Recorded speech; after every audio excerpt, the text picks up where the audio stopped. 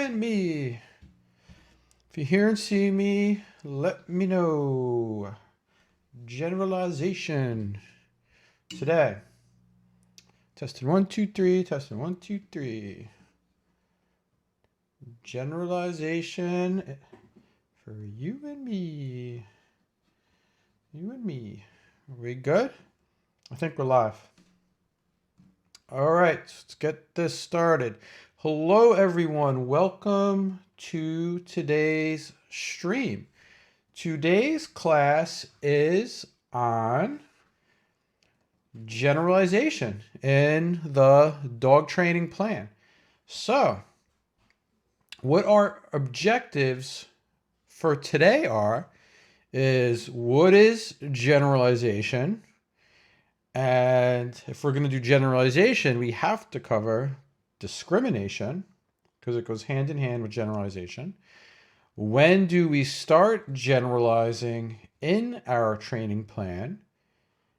And what are examples of training sessions designed to generalize? When can we check it off our plan for a command? All right. So for starters, what is generalization? So generalization is when we get a similar response when the stimuli are not exactly the same. All right. So let me put this in layman's terms. All right. So a stimuli is anything that can be detected by the senses. So when we're training our dog, whether we want to make sure that the dog, if we give a sit command, all right, that it's going to sit, whether we are in our training room, whether we are in the park, whether we are whispering it, or whether we are shouting it, because there's a lot of stuff going on. And it can also mean, will the dog respond to the same command potentially with different family members or different people in the room, potentially maybe even different equipment that the dog is wearing. There's all sort of things we want to consider when we're considering generalization. So there are so many factors that can make it so the dog would discriminate, right? Discriminate is when you get different responses when the stimuli are not exactly the same, right? I'm giving the same examples here. They're polar opposites of each other, so they go hand in hand. These two things. I'll give you some examples over here. Is a stimuli is anything that the dog can detect or we can detect. It could be a smell in the air. It could be something they see in their environment. There's a different sound that's going on. It's something that they feel. It's the way the equipment feels on them. It could be anything.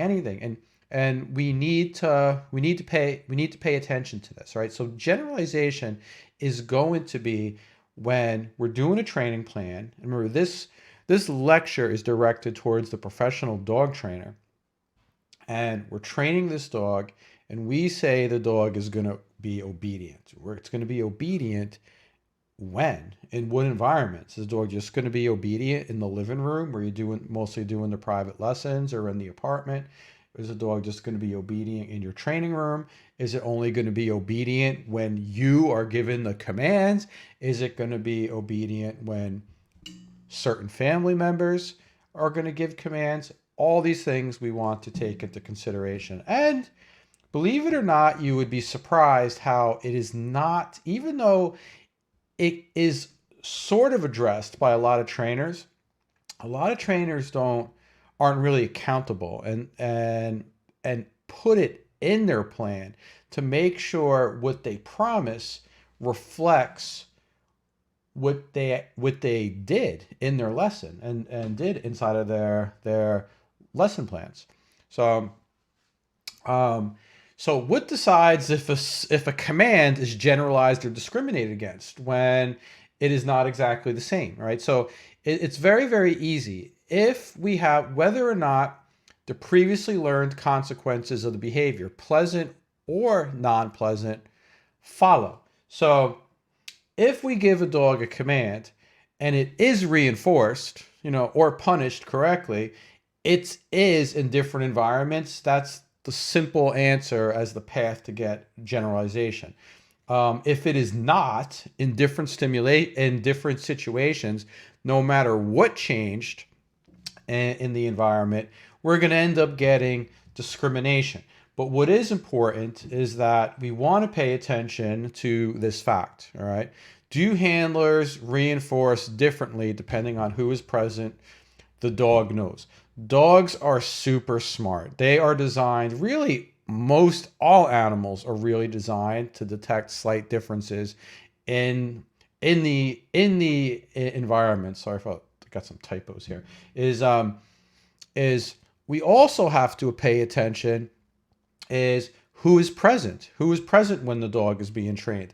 Do we have a client that says, oh, the dog only listens when you're around. The dog seems to know you are here, right? Often it's the dog has discriminated that when you are watching, their owner is going to be more technical with their training, right? When the trainer is not watching, they're not going to be as technical. Or when grandma is over and just does not want you to be do any type of discipline to the dog, they might be more lenient in that situation, right? So we have to consider that. We also have to consider that that they discriminate between different family members' abilities as a handler. But this is usually a good thing because you can prevent family arguments. So for the professional dog trainer, we're going to do the training, you're going to do the private lesson. They come back the next week, and whoever was doing the lesson was so excited because they were getting all the results. And then they talk about their son or their daughter or their husband or their wife who is completely not doing what they say, and they get into a big argument because they're messing up the training. Um, the great thing is dogs can discriminate between this too, right? You could fix all kinds of family arguments simply by whoever wants the dog to obey them just needs to get involved with the training and understand it and do things the same way. So these are just things right off the bat that we want to cover. So we know what generalization is and discrimination. So when do we start generalizing in our training plans? We start in our training plans. The short answer is you do it right away, really. I mean, right away, it's generally happening when you're training the dog. Discrimination, even this is, if you see on our checklist over here, I have generalization way down over here at the bottom. I really don't have a spot for discrimination, even though it's good. You want to know that terminology. Because in reality, I would say discrimination is happening all through the training. And it's even happening just like generalization. Most of the important discrimination that we're doing in training is happening right away. Simply the dog discriminating against different commands to do different things is discriminating, right? There's discriminating going on. But generalization is something that is something that is generally left out, or not left out, like I said, not paid attention to close enough. So I put it over here at the bottom.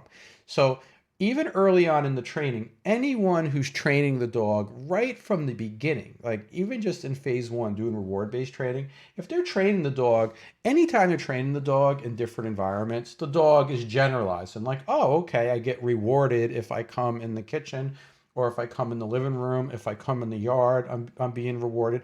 So don't get me wrong, like generalization is going on at all times. But the reason why we have generalization down at the bottom in phase four is we want to make sure that all three phases are also generalized. So even though it's going on, you can be working on generalization at every step. This is where we want to make sure that all three phases are generalized and that we have made the effort to know that they have been generalized, especially if you're working with a client and you're being ethical and you're being accountable. And I'm going to show you examples of it in action and why it was important from a professional level. So you want to pay attention to this, and we we want to mark it down. So what happens is in all of these, if we watch the streams in order up to this spot, we would see in avoidance training, right? Avoidance training was the stream I did just before this. This is where we're teaching the dog to obey, to truly obey by definition, so they are obeying out of a respect from the handler, from some sort of authority figure, that it's not just a choice at that point. They are choosing, they are certainly choosing, but that choice to obey and to be consistent with the obedience, a lot of it stems from the fact that they feel that they must do it, or else there's some sort of consequence that they dislike. But if you've been doing phase 1, phase 2, and phase 3 in that order, you should still primarily be getting a dog that enjoys the obedience. They enjoy doing it. But they also know that they have to. So you want to have that perfect presentation. You're always shooting for that perfect presentation, but we're looking for it on our checklist in just at least one environment. Like I said, in avoidance conditioning, is will you, in phase 3, can you put the dog in a situation that they normally would not have been obedient in, with just using reward-based training and alone, basically. Once you can get the dog, you teach the dog to consistently avoid punishment in at least one situation that they normally would not have, you could be able to check this off, and then you could go into generalization, right? So you go into generalization. This is where we're going to start moving them into different environments. And when we move them into different environments, we can, at this point, when you're in different environments, the stimuli change. This is where you have to pay attention. We have to tweak the motivators. It does not mean we just do the same exact thing in different areas. What we're looking for is we're mostly doing the same thing, right? We're using like same command structure. We're doing all that kind of stuff. But we did speak about and brushed upon competing motivators and more than in more than one stream. So once we take the dog out, I was showing a training session in the yard, right? We take, say, Orfeo out of the yard, and now I want to do the same thing at a park, right? We're going to have to tweak things. The motivators are going to change. So it does not mean you need to use the same exact motivators in each situation.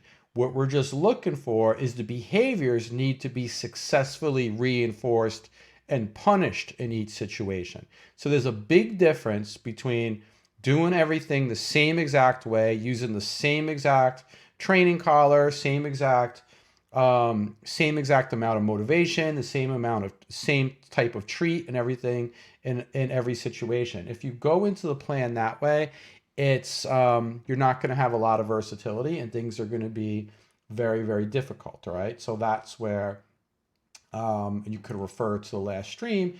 You may have to tweak what you're doing with the motivators, but we want to set the dogs up for success when we go into generalization. At this stage, just like every other stage in the training, if you do a training session and by the end of it, you don't feel that you as the trainer, the handler of the dog, and the dog enjoyed the training session overall, it likely means something needs to be tweaked. All right. So here's some points up here. Is once we hit generalization, we want to make sure that we're turning up the desensitizing and counter conditioning plans. So what this means is definitely pay attention to distance from competing motivators. So if we are working on an obedience plan and we have a dog that gets worked up or is reactive towards other dogs, and we're looking to generalize in an environment that has more dogs, this is also a good time to really pay attention to desensitizing and counter conditioning. The cool thing is it doesn't even really change the command structure much, or really at all, when you're doing desensitizing or counter conditioning with a dog, you're mostly paying attention to the distance that you're doing with the dog to whatever is the competing motivator. And also, you're just paying attention to the reward itself. But the timing doesn't really change much, right? We were doing obedience with Orfeo in the yard, and let's say he's not that great around the presence of another dog. I may do training, do obedience in a park where I could have a lot of distance. I could see dogs coming. And then command structure is just going to be the same, but I'm going to be doing it in the presence of dogs from a further distance. And I'm also going to be upping the reward when he does obey, specifically around those distractions, right? And that's kind of how desensitizing and counter conditioning happens, right? Desensitizing is working the dog in an environment that would normally cause a reaction, like a fearful type reaction usually, which can mean aggression, right? But don't bring them so close that you're really getting the reaction. And then the counter condition, and then you go closer and closer and closer. And then the counter conditioning part is, of course, is changing the way they feel about those environments. If normally they would feel, oh, I want to be reactive in those situations. We want to change it to, oh, in these situations when there's a dog in the distance, that's the only time I get the KFC or whatever you have really good in your pocket, right? Then you bring them closer and closer and closer together, and the dog is going to get these high value rewards only in those situations. And you're doing this while you're generalizing. You're getting the dog in different environments, all right? And if you want to go deeper into that aspect of things, of specific plans for fearful dogs and territorial dogs and dominant aggressive dogs, we have complete blueprints for those things, all right? Next is, do not forget to record what has happened during the training session. From a professional point of view, is we always have these checklists, but remember, you have the checklist, you should have a training log. Training log really helps you know the details of exactly how the dog did in these situations and how you need to tweak it. So important for a professional dog trainer. If you are working with multiple dogs, you will forget the details. I promise you. It doesn't matter if you're doing in kennel training and you're doing most of the training yourself, or if you are doing private lessons and the owners are training their dogs and you're supervising. Know where their dogs are, what you're going to have to tweak. Even if you're not seeing a lot of dogs, believe me, if you're seeing a client only once a week, especially if they have to skip a week because of an emergency, you will forget. So be accountable, write everything down, okay? So I'm going to get to some examples over here so we can see this. Have some training plans over here.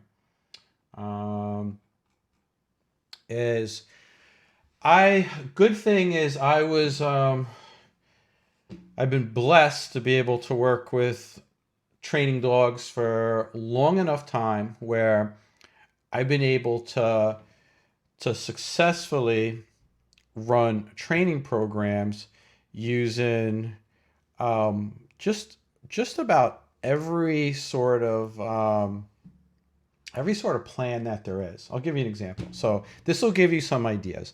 I started off doing a lot of in kennel, and I think in kennel training is really good for people just starting, if they can, in professional dog training, because it gives you, of course, more hands-on experience, right? Then there's no one to blame but yourself, right? If the dog does not get trained the way that you promise, at least initially, right? At least initially, before you start implementing the plans where the dog goes back to the owners, right? And that's what the next stream will be about maintenance, especially the owner maintaining the training. But in an in-kennel situation is I'll show some clips over here as as I talk about this is, let's see, this is an old clip because I don't really, I really used to not record that much with the client dogs in there, but I have some clips. But an example of a plan would be is especially if I had trainers working with me, like the clip I'm going to show over here. I had 2 trainers working for me at the time. So it was me and they were working for me, and I was business owner and trainer. So I wanted to train the dogs, but I also had enough people calling me where I had 2 higher trainers too. So you need to remember, like, I was handling dogs, training them, and I had 2 trainers that were training dogs. And my kennel projects, and this was, I think this clip was 2007. I don't know how many years ago. These are expensive contracts, right? If they, I was mostly doing aggression cases, which were $6,800. People were paying me, and I was making promises, and I had a contract, right? I had contracts with them where I was saying the dog would do this, this, and this, and I had to be accountable. So I had to, and this is the importance of checklists, right? So it wasn't only just me training the dog, I had to be accountable for my hired trainers when they were training the dogs. So had to have a checklist for generalization on there. And the plan that we would do is we would start off, I'll show you, is just, I should have put timestamps on here. This one's all over the place. You guys all seen, anyone who watched my videos before, seen these clips before.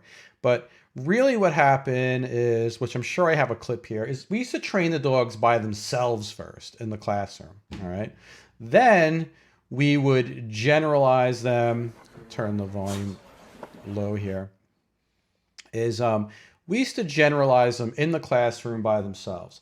Then what would happen is we would have them, because it's easy, see, there would be no windows. It doesn't mean it has to be this benign, a training room, but we're making it very easy for the dog. Then we would generally train our dogs together, all right? So then we would train dogs together. We'd have 2 or 3 trainers in one room, and we're working with different dogs together.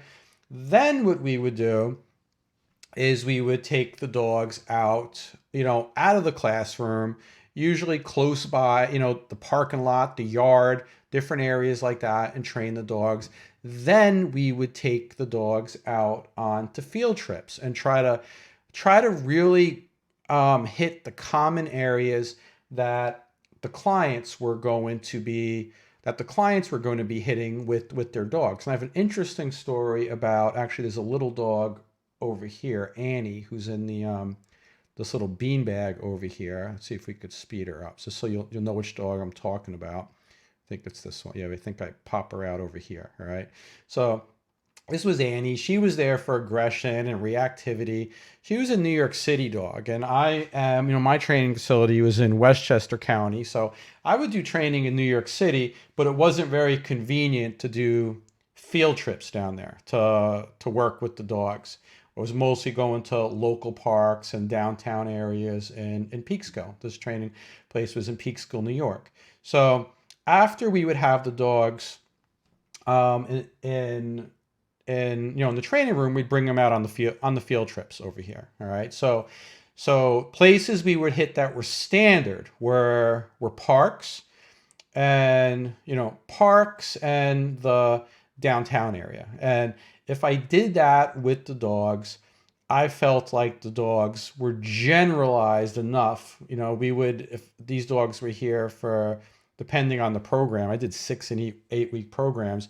Usually by the 3rd week is we were taking them out on field trips to do a lot of the stuff. And for the off leash stuff, to keep it safe and to be safe, legal, and liable, this is bad footage where it looks like they're off leash in the downtown areas. We used to just tie parachute cord to us. So dogs want a light piece of parachute cord, but we're taking them in different areas. And I still love these places too, especially early in the field trips where there was a lot of distance between other distractions where we can work with the dogs. Now, get back to my story about the little dog Annie that was around here. Is when we're working on generalization, is you have to consider things like what happens, when these dogs are done with the training, with the in-kennel program. Like for instance, with me, I did the check off when the dogs I did the check off when the dogs were obeyed consistently in different areas. I wanted my minimum. I wanted my classroom. I wanted park situation, and I wanted downtown situation. And by obedience, I meant the dog is not getting excessive punishment. Right? We can walk the dog around. We're not punishing. Not that the dogs are going to be perfect, but to a reasonable person, this dog was obedient. Right? We're not have to give leash corrections, or we did not have to do excessive reward-based training just to keep the dog's attention. Something reasonable that we felt the owner would be happy with. But then also, what I used to always do is there were rare cases when we didn't do it. Sometimes we'd really get someone who came from a really far distance, but we're mostly dealing with fairly local people. Is I used to do a go home lesson where I would bring the dog back and also make sure the dog would listen in the home, because and I learned this with that dog, that I remember specifically. There was that dog Annie in that video that reminded me of, she was a New York City dog, and her neighborhood. Usually the dogs would do pretty good in the home, because even in the training facility we had rooms that mimicked like living rooms and stuff like that. Is sometimes, actually often, when you bring the dog home, the dog, remember, if you have like a 4-year-old dog that came in for training, that dog has spent 3 years in a certain environment hearing those commands we did at the facility before.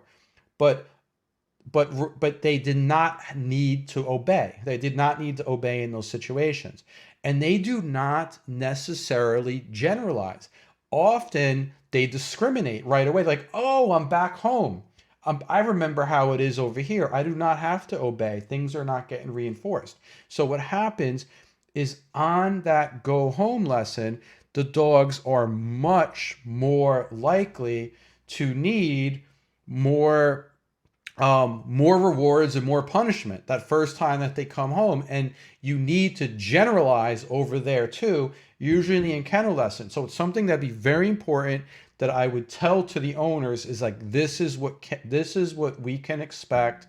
So this is how the lesson is going to go. And then I would bring the dog there, and then the owners would get the homework, and they were doing the lessons while the dog was over in the in-kennel, and then it would normally take another visit. All right. So you need to remember that you also need to do the generalization in the home. That is the hardest part, in my opinion, about doing in-kennel program. Is the dogs could do perfect with you, but you may have an issue when the dog goes home. So you have to take that into consideration. You have to communicate to the owner. And then, especially if they spent a lot of money, you got to make sure you do your part. You do your part over there. Next thing. Now this is another way that you can do it. All right, is this was more towards the. I guess I'll jump around over here. Sort of like what I used to do.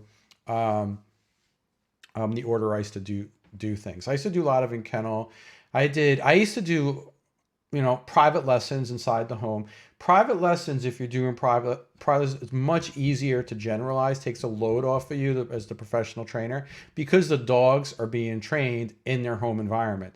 And it's much easier to generalize them to the places that they need to really do it. And I used to not take a lot of photos of my clients, but I had this one. This was a private lesson. This was a dog. Gracie. But normally over there, right, doing the training like in their living room and different areas around the house, and then the neighborhood, and then maybe field trips. Sometimes, they may want to meet you somewhere else. I would just charge by the hour for my time. So I would meet them pretty much anywhere that they wanted to. But this is the same thing. It's your generalization, much easier. The other thing that you can do as a trainer, this was one of my favorite things to do, was a home training service. Very, very easy to generalize. This is where I would come. This was in New York City. I used to love this job. There there were two of them. There were two dogs that lived together, and two female dogs, and they were fighting with each other. And I would go similar to like a dog walking service, and go to the house and train them. I would stay over there and train each dog. Spend about I would spend about 90 minutes over there, dividing my time between the two dogs, training them and then training them together. But I was training them in their home environment, in their own neighborhood. And then, of course, I would do private lessons just like anything else. But I was doing the labor of training, and it was very easy to generalize the training in the different areas. And the last one, actually, no, there's so many. Group classes. If you're doing group classes, I suggest you have a classroom type of area. I'll show this video over here. We'll jump around. Is in group classes, we would have just plain, you know, very plain classroom type environments for the clients to work on. And remember, there's other things to consider, which are covered more in other streams, where you can create distance. You could use different rooms. I mean, you need to be able to get the dogs to. There's definitely some harder things about group classes, but it is good. I mean, I was in this fancy place, Paladin Center, where we had all different types of rooms, but then we would start generalizing and have the dogs train in different types of environments, right? We had like mock grocery stores and all kinds of stuff over there. But as a trainer, you're doing group classes. This can mean training room out in the parking lot, little field trips, take them outside the classroom, or different areas. But you do want to communicate. You do want to teach the owners the concepts of generalization, that just because they're doing it here, we got to do it in different places. And also the fact that you need the dogs to be able to do everything, that they may need to tweak their reinforcers and their punishers to make it work. And the last way that trainers do lessons too is private lessons at your own facility. So right over here, this was a dog, Cargo, and this was nice. This is guy Rick. He's a security dog handler, and we used to do the lessons at the facility for the training. And what we were looking for too is this dog was quite a distance. This dog was upstate a couple of hours, so it was not easy to do had to get him prepared to work in a hospital as a security dog. So same thing. We did classroom with this dog, and then we just tried to mimic as much as we can, just being around close to people and even other dogs and stuff like that. Because you have like therapy dogs and stuff like that in hospitals, and I'm going to speed this up. And what we were looking for, this was an example, this was part of his certification, where he had to go like about 20 minutes in a downtown area without needing to really punish the dog. Minimal would have been okay, but we're looking for, can he patrol with this dog and have the dog do sits and downs and walk past people and distractions and different environments. And because we do not want him jerking around a dog in a hospital, or the dog being disobedient in a hospital. We had to get him out of the training room. And the other important part here with the private lessons is it's so important that the owners and the handlers understand what to expect, and then how to continue the generalization once they bring the dog home. Because in this case, this dog graduated and went to work in the hospital, and I wasn't there the first days that he was there, and the handler was able to tweak the training for the hospital. And then we went up there and we did some other generalization up over there. And I say to mimic off leash, not that he was going to be controlling the dog off leash.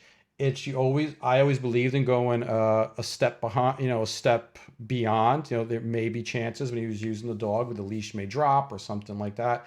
We always used parachute cord to attach the dog that was very light to mimic what off leash is in the areas where there were leash laws and we didn't want an accident to happen. And then we would test the off leash training other places too where we weren't breaking any leash laws or anything like that. All right. So consider that if you're doing, liability and stuff like that. If you're doing professional work. All right. Next. All right. And doing pretty good here on time. This was a lot to cover. Is when can we check it off our plan for a command? I kind of covered this a bit, but it is very important that you clearly define this in your training contract because there are so many factors to consider.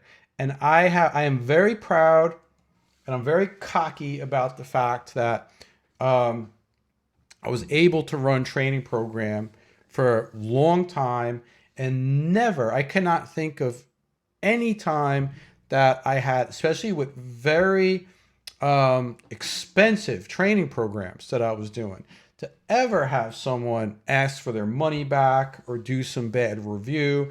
If there was ever any sort of issue, it was always usually easily resolved, mostly by using checklists and training logs and making plans.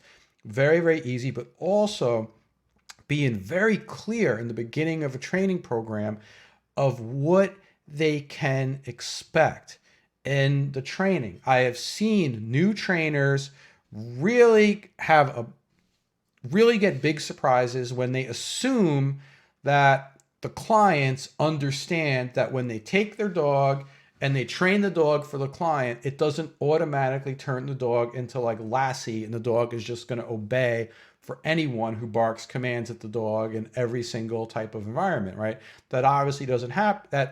That's not the way it works, but people believe that. Some people think, get a dog, send it to trainer. Now the dog is just going to respond to me, and they don't even think they have to understand much about the training process. So there are many factors, but please put it in your contract. But one common denominator is that no dog, and this is my opinion, should be considered generalized to an obedience command if it needs excessive punishment or unreasonably excessive reinforcement in that situation, especially if the agreement is to train the dog to obey, right? So we went over that definition of obedience in another, in one of the other streams, actually in the force-free fraud stream, right? Obedience. If we're claiming obedience, right, we're claiming that this dog will be responsible. Very, very important when we're talking about dogs that have a tendency for aggression or being used as security dogs or personal protection dogs.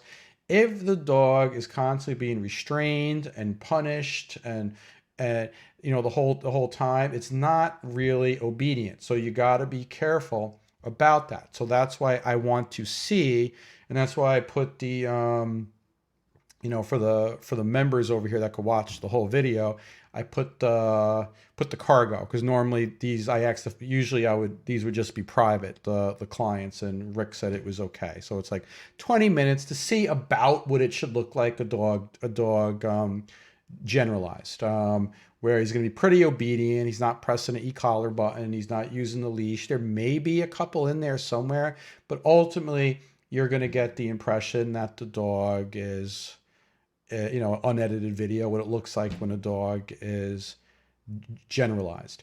So, and here's some examples from some of my own old in-kennel contracts that I have on the site. You can download, you can modify them, that even though that I'm not doing in-kennel anymore, I would probably even tweak these further. But just to give you an example of what was in my own contracts that kept me out of trouble, is this was like from within the contract. I said each command is constrained in a controlled environment until the dog clearly understands what is expected of him. Then we gradually introduce environmental distractions to ensure they will perform in the presence of people, traffic, other dogs in different common environments, right? Dogs will perform commands both on and off leash with consideration to local leash laws, all right? So I would have it in the contract, then I would put it in the record, and always the dog, before the dogs went home, the owners would see it. They would see it happening.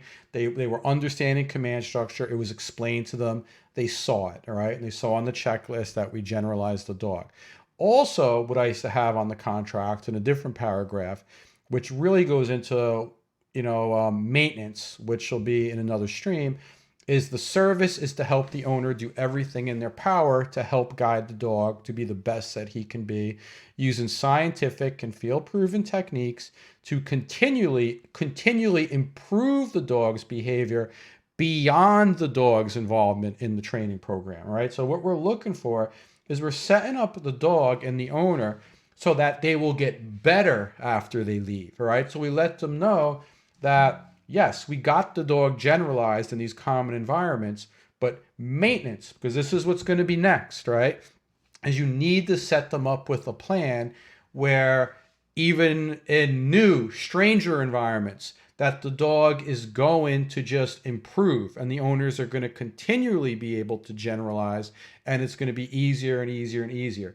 You always want the dogs to become more obedient after they leave a training program, not go downhill, right? If someone does in my opinion, if someone does an in-kennel training job with a dog and the dog has to come back for refresher training, that's usually a sign that the owner did not get a good plan. Dogs weren't necessarily generalized, and especially that there was not a good maintenance plan put into place, that's what will be next, right? Is we're going to end up going into maintenance. So what this means is in your contracts, make sure when you get a plan, when you have a new dog client, that they're not expecting the dog after it responds to you and responds to the owner and anyone else who's going to be involved in the training, that understand that the dog is not just going to listen to the random dog walker they just hired.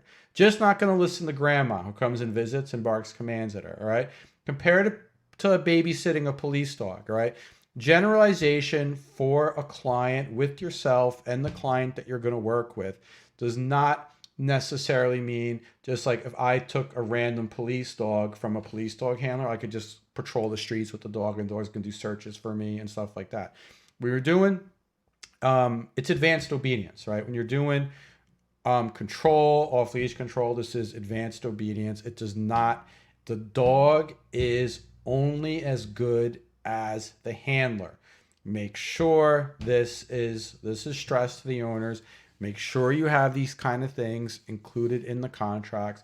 We will dive deeper into it in the next stream where we talk about maintenance, how to keep the owners happy. And a good side effect of keeping the owners happy is you can usually offer all kinds of maintenance programs and fun things that they can do, and you have clients for life based on them having outlets to practice their maintenance. So in closing, as a review, we want to make sure we know, all right, is what is generalization, all right? Generalization is we want to get a similar response from our obedience in different environments that are not exactly the same, all right? Discrimination is opposite of that, all right? If the dog is like, I got this command and they're not obeying as well because they're in a different environment, or someone else is in the room or something like that, we have discrimination going on. We want to make sure that we properly generalize. When do we start generalizing in our training plans? Phase 4, right? You're generalizing all the time, but if we're talking about being efficient with your time and knowing that you can do it, I suggest focusing on the dog understanding each command in at least one environment, and then as the dog knows that command in all 3 phases, you work on generalizing. That's an opinion, all right? That's an opinion. But if we're using our checklist over here, that's why the checklist is designed that way. And it made it very easy and efficient to be able to see where the dog was at, when the dog was ready to go home, that we were on track for the training. Examples of training sessions designed to generalize, all right? You can do it.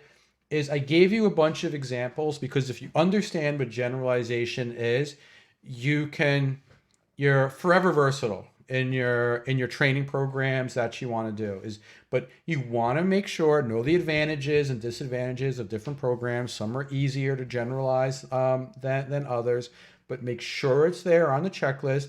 Make sure the owners are aware of it, because I have seen trainers do tons and tons of quality work and show incredible examples of obedience at their training facility or just with them in different areas, and then they get a bad review from their client because the client brought the dog home and the dog would not obey for them because there was not a plan to generalize. So that's not only the dog doing it in different places, it is also the dog doing it for the owner, right? We got to have a plan getting the owner involved with the training, all right? So we'll talk about that in maintenance.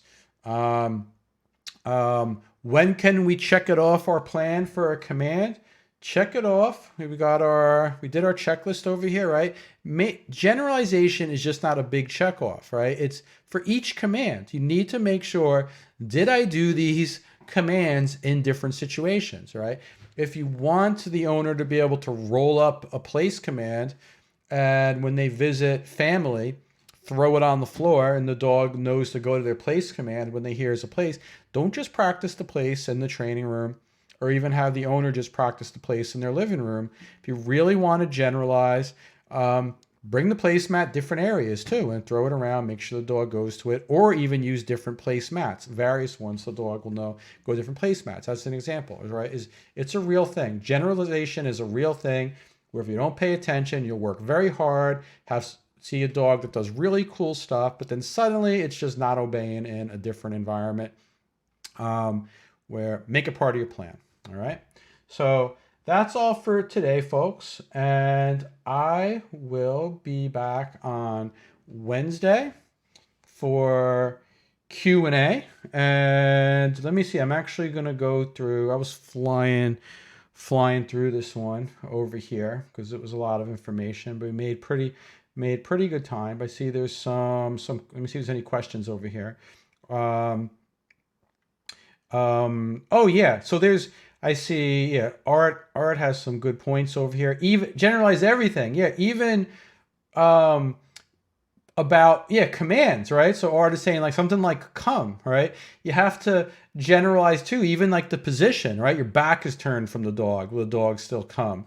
Is the dog going to come heel? He's going to generalize depending on the position you're in. That's everything, right? So if you're sitting in a chair and you want the dog to down, right? Did you practice that? The stimuli has changed. The presentation has changed with the dog. That's all part.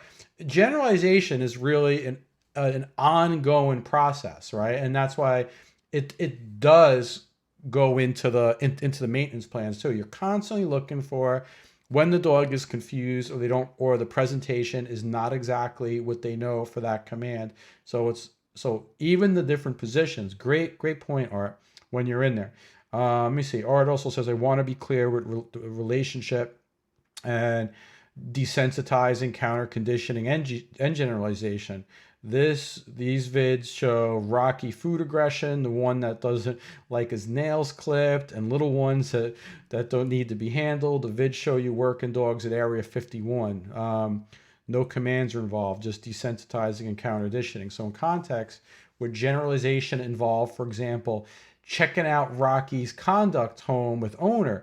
Yeah, you know what? All right, so generalization, counter conditioning, and desensitizing deserves its own lecture, because this right here was just generalization in the obedience plan. Even though I have generalization written on the board, right?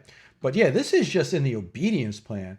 So when we're talking about other things like food bowl aggression, clipping nails and stuff like that, yes, there's generalization is involved with that too, right? So Yeah, that video, that one clip, I was showing the obedience, but the first half of that video, it was a lot showing me doing things, desensitizing and counter conditioning in regards to aggression. So it applies to there too, and it did apply there. It definitely applied there. Just because the dogs were doing that for me, it does not mean that the dog does it for the owner. And even that's a pretty old video. And like, for instance, the video where we shows Rocky, where I'm sticking my hand with the glove in his food bowl and letting him bite it to show that it doesn't really do anything. I stopped doing that with dogs, mainly because you cannot, in my opinion, you cannot safely generalize that with the owners, right? I'm not going to have the owners do something like that. So I used, I tweaked training plans because of that. So I would tweak training plans depending on, can I complete this training plan through generalization, right? So we worked on food aggression using some different techniques. Yep. So um, let's see. Dave says, and if it will need to obey more than one person, you will need to learn, right? Yes. Very important. So yeah, in the training contracts, I would write in my training contracts that the dog will only obey those who take the handling lessons, basically, and that's why there's a checklist, right? For the to jump ahead here, this phase four, right? It's maybe it was like, oh, what is this about, right? This is the generalization is what we're talking about today, but maintenance is if this wasn't checked off for a particular person, I did not guarantee obedience for a particular person. It was that simple, and it's the right thing to do. All right. You cannot expect a dog to obey someone that that does not understand how to maintain the obedience. So you need to put it in your contracts. You need to add it to your training plan.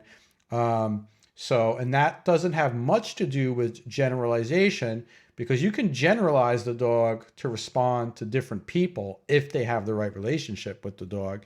Um, but if the maintenance is about, this is really about the person, all right? This is really the only check. This is the only box that really has to do mostly with the person, right? So if only the dad, and I've dealt with this before, right? Where only like the husband would come to the handling lessons, and then the wife was the one who was mostly handling the dog at home. The dog wouldn't respond to the wife, and it was very easy, right? You don't have to have any issues with the clients at all. It's like, oh well, she has to do the maintenance training, all right? So, and you you deal with that any way that you want as a trainer, as far as include.